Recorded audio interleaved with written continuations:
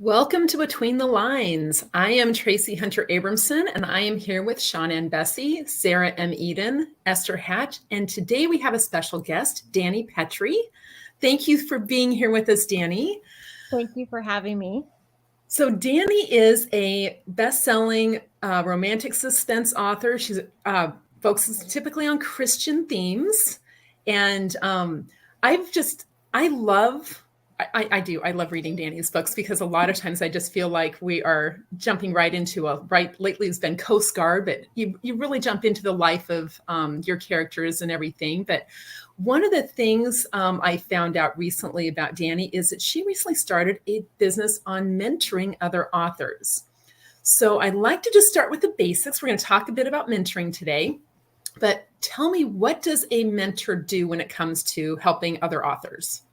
Sure. So I kind of do two different things, and I kind of call them by two different names. One's mentoring and one's coaching. So when I say mentoring, I'm talking about working on a specific project with an author.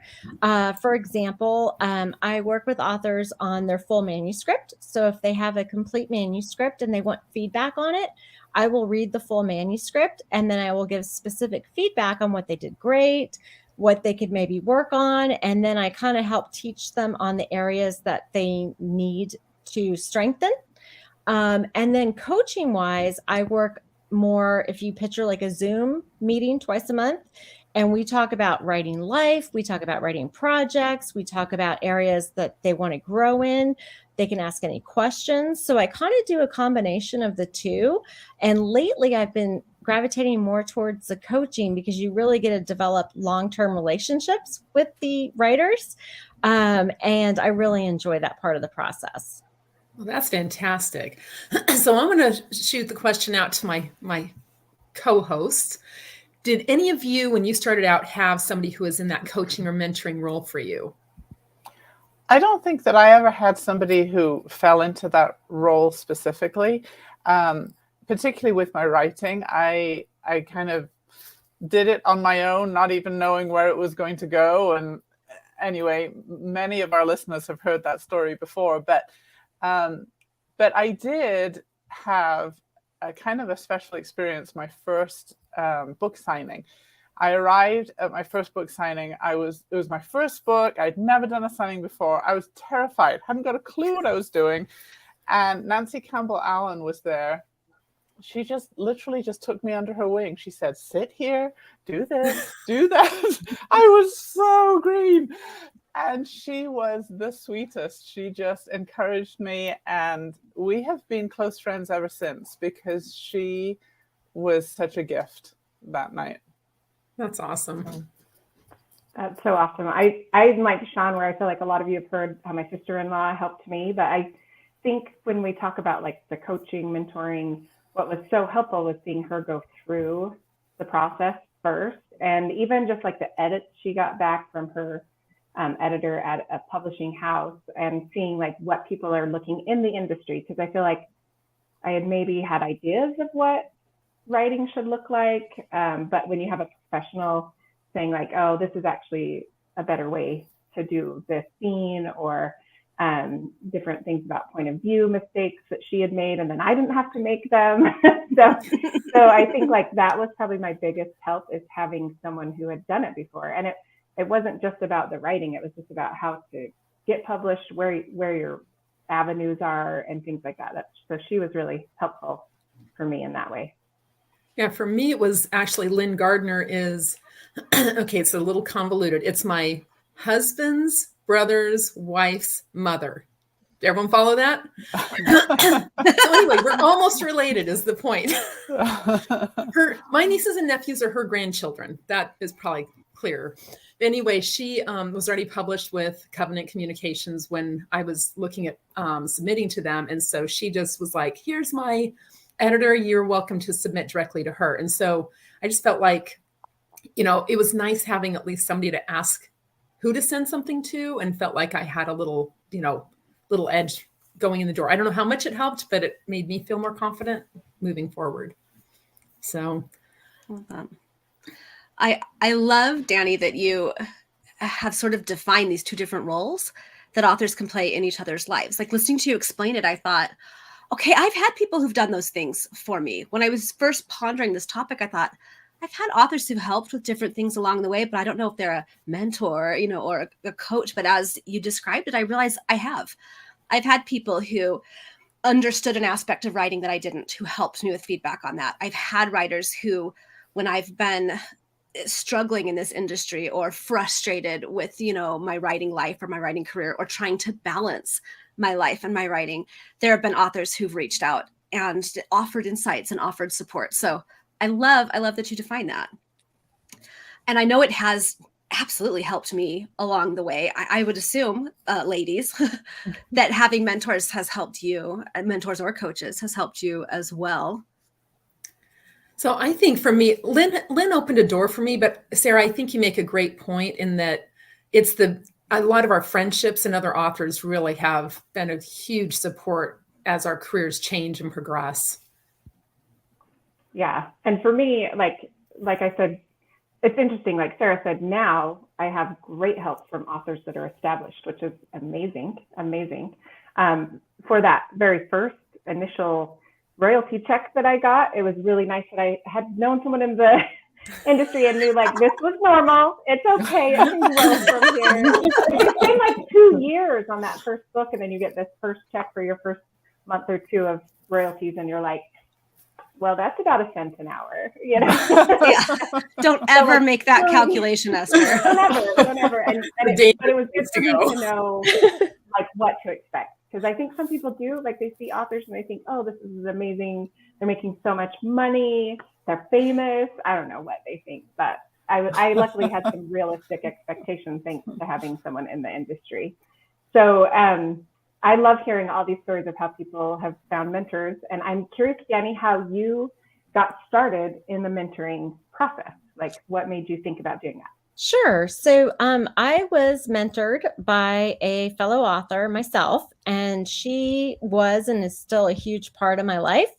And I decided that I wanted to help other authors and other writers, aspiring authors.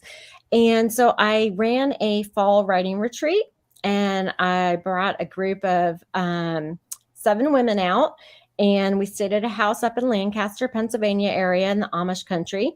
And we just developed friendships. Everybody that came to the first retreat came back for the second retreat, and we built these friendships. And I started helping. They would ask me questions, and I just kind of naturally started giving them feedback on their work and working with them. And super excited to say that the 3 that I really worked with have signed with agents, and they're super excited and they're doing really well. And so it just kind of naturally evolved from there. And it's been great. I actually am doing a retreat that starts on Thursday and with a new group of authors. And I'm looking forward to kind of getting to know them and seeing how I can be helpful with them. Oh, that's amazing. Fantastic.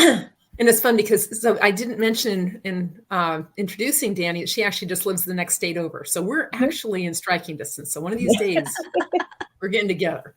So, okay, how about everyone else? How involved are you in mentoring at this point in your career?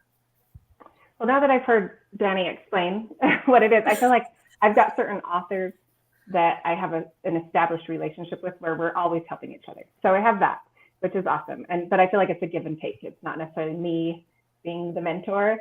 As far as mentoring newer authors coming up, I do a retreat too that I go to, and I help out a little bit there, but it's not like a continuing relationship, I guess. So, I mean, other than like just popping in, I'm always happy to answer questions on Facebook or Instagram or things like that. But I don't have like a person that I feel like I'm really helping out right now. So, yeah. And I think I'm probably in that cheerleader stage as well, where it's just encouraging others and things, and, accepting, like if somebody reaches out with a question, throwing that out. And I also think teaching at writers' conferences, a lot of times we connect with people there where we're able to just give a few minutes of our time can make a big difference for somebody.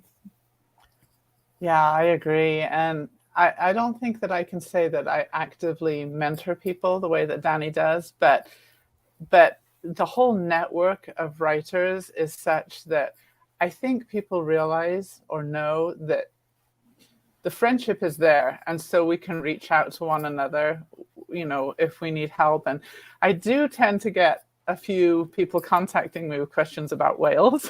I guess I'm the resident Welsh expert, which is slightly terrifying, but at least I can say the words, right? So She can. So I can say them way better than the four of you, I think. So I'll take that as a I would win. hope so. I can say Bala. Yes, you can. I guess I should be very proud, but it is only 4 letters.